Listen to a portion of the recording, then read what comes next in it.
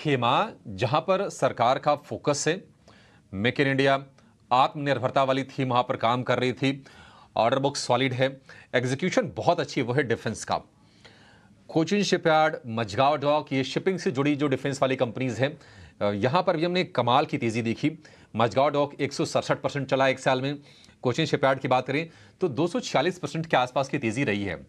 हालांकि थोड़े थोड़े से प्रेशर में आते हुए दिख रहे हैं ये।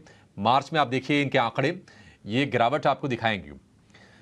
गौरांग सर, डिफेंस वाली इन कंपनीज में क्या करना है और एज अ होल पूरे डिफेंस सेगमेंट पर आपका क्या व्यू है? क्या करें, निवेशित रहें या फिर जो मुनाफा हो रहा है बांध के निकल जाए? थोड़ा मोड़ा अभी ऊपर से नीचे आए हैं, इससे ज्यादा वरीड नहीं होना चाहिए। देखिए अभिषेक, इस प्रश्न का उत्तर देने से पहले मैं 30 सेकंड का समय और चाहूंगा आपके पास से।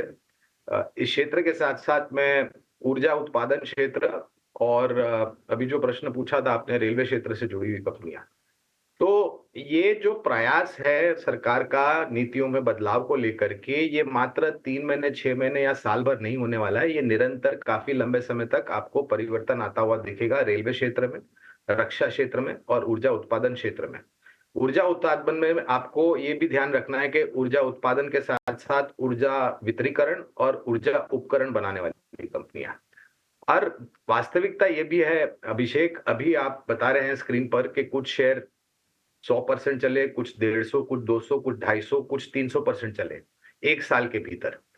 और एक महीने में अगर 5-10% की गिरावट आती भी है तो इससे कौन सा बड़ा आसमान टूट गया आपके ऊपर। और वास्तविकता है, लॉ ऑफ ग्रेविटी ये भी कहता है कि जो ऊपर जाता है उसको नीचे भी आना होता है, नीचे आकर के ऊपर भी जाता है। लेकिन इस करेक्शन में क्या आपकी बुद्धिमत्ता आपको ये परिणाम देती है कि अब इसका जो रुझान था वो नकारात्मक हो गया? तो हमें नहीं लग रहा है। तो हमें रेलवे से जुड़ी हुई सक्षम कंपनियां अच्छी लगती है, चाहे वो सरकारी हो या फिर निजी क्षेत्र की कंपनी हो। रक्षा क्षेत्र का जो आपने जिक्र किया, तो मेरे ख्याल से आज से 4 साल पहले मेरे ख्याल से सरकार ने डिफेंस एफडीआई खुला दिया था।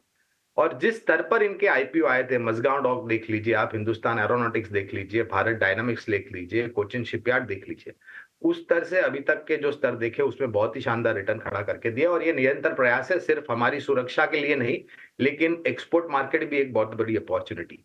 तो मझगांव डॉक के ऊपर तो आईपीओ के समय से हमारी खरीदारी की राय है, हमने सब्सक्राइब की राय दी थी। कोचिन शिपयार्ड पर बुनियादी तर्क के आधार पर आज के तारीख में भी हमारी खरीदारी की राय है।